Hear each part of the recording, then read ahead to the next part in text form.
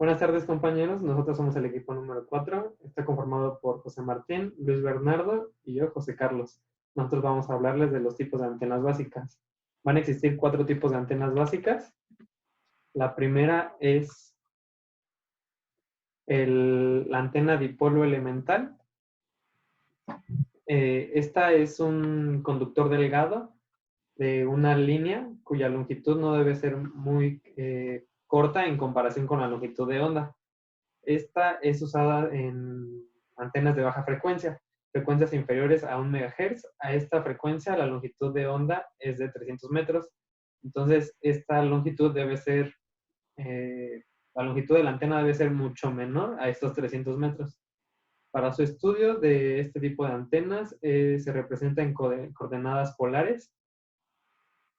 El objetivo de las antenas es que la dirección a la que radia su campo eléctrico y magnético debe ser a una distancia fija R de donde tengamos nuestra antena.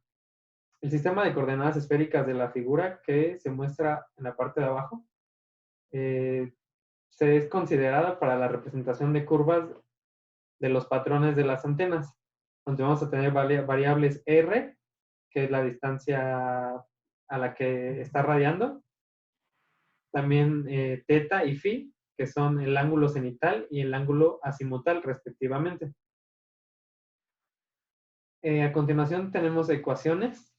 La primera es el campo de radiación, que va a ser el campo eléctrico de radiación y el campo magnético de radiación por esas dos ecuaciones.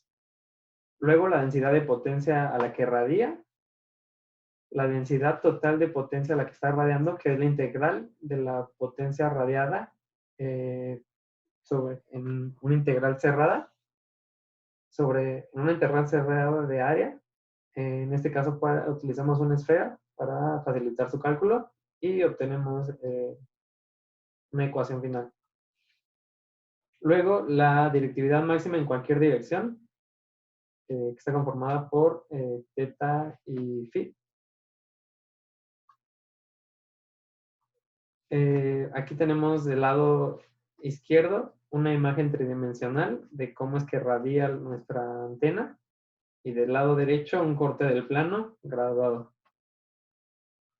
Para calcular los campos en el dipolo elemental, se van a tener solamente un campo magnético azimutal, un campo eléctrico en la dirección de R, y un campo eléctrico señal en la dirección de teta. En el resto de las componentes, donde quiera que queramos calcularlas, van a ser 0. En esta imagen podemos ver cómo se propaga el campo eléctrico del lado izquierdo y del lado derecho el campo magnético.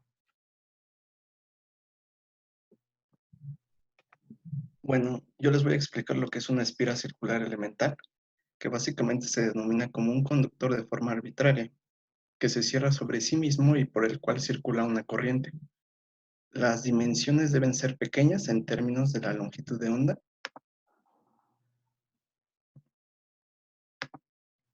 El vector de radiación de una espira elemental circular, situado en el plano XY, por el que circula una corriente uniforme I, se puede calcular a partir de esta expresión. El desfase con respecto al origen de coordenadas se puede calcular a partir de las expresiones de los dos vectores en coordenadas cartesianas, particularizadas en θ igual a pi medios y r igual a a. Los campos radiados, se pueden obtener a partir de los componentes del vector de radiación en coordenadas esféricas. Realizando los productos vectoriales indicados se obtienen las expresiones integrales siguientes. Calculando las integrales tenemos los vectores de radiación para la antena, para la espira circular elemental.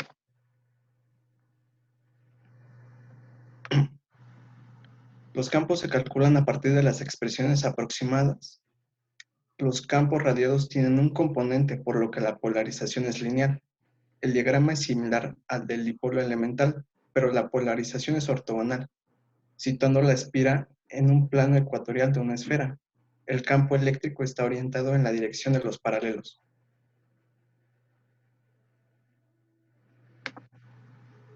La resistencia de radiación resultante se proporciona a la cuarta potencia de las dimensiones de la espira. La espira es un radiador muy poco eficiente comparado con el dipolo, ya que este último tiene una resistencia de radiación que es proporcional al cuadrado de sus dimensiones, y esta diferencia es debido a que las espiras tienen forma de contorno cerrado y para cada elemento de corriente existe otro en sentido contrario. La radiación se debe a las diferencias de fase de ondas producidas por los elementos de corriente opuestos. Y básicamente pues tenemos la directividad que coincide con la del dipolo elemental, ya que el diagrama de radiación es idéntico y el área efectiva de una espira se puede calcular a partir de la radiación con la directividad.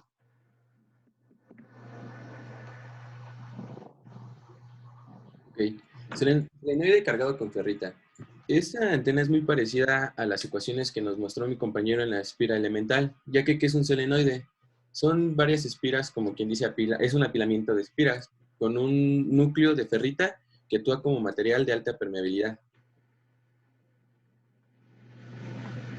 Al introducir un material magnético en el interior de una espira, esto lo que va a hacer es incrementar lo que sería nuestro campo magnético y de flujo a través de esta. Y mediante la ley de Faraday tenemos un correspondiente aumento de la fuerza electromotriz inducida en la espira, que es realmente la tensión que medimos en los bornes de la carga que pongamos en la espira, como podemos ver a continuación, donde A es el área de la espiga, H la amplitud del campo magnético de la onda incidente y la permeabilidad efectiva de la ferrita. Podemos ver aquí la ecuación, donde D es el factor de desmagnetización que depende de la forma del núcleo. Esto quiere decir que la forma del material de ferrita que introduzcamos en nuestro solenoide va también a tener influencia en la permitividad de este. La imagen muestra el valor de D para un núcleo de ferrita cilíndrico en función de la relación entre la longitud y el diámetro del núcleo. Para un núcleo que fuese una aguja fina, se tendría D0. Para un disco de poco espesor, D igual a 1. Aquí podemos ver la imagen de lo que sería la relación de longitud-diámetro del núcleo. Y para los solenoides son habituales valores de D del orden de las centésimas. Como les comentaba, esta antena es muy parecida a la que acaba de explicar mi compañero, ya que lo que sería la directividad y el área efectiva de la bobina, lo que va a pasar es que la directividad de la bobina de N vueltas será la misma que la de la espira sola, pues el hecho de poner N espiras siendo la antena elemental equivale a tener una sola espira. Como les comentaba, son iguales las ecuaciones para el cálculo de la directividad. Y por lo tanto el diagrama de radiación es el mismo y por la misma razón también sería el área que afecta, va a ser lo mismo que nuestra espira elemental. Y por último tenemos lo que serán expresiones generales para el vector de radiación.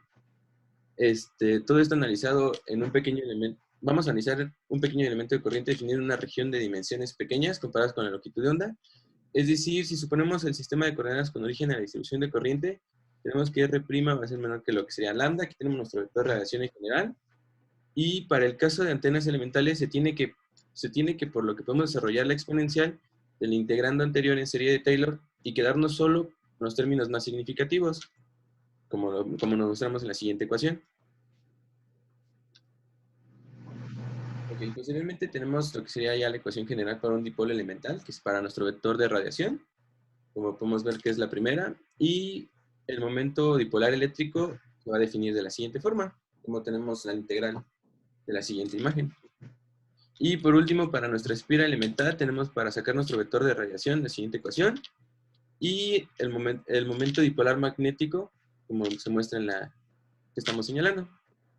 Y en sí, esas serían las ecuaciones generales para el cálculo de estos valores. Gracias por su atención.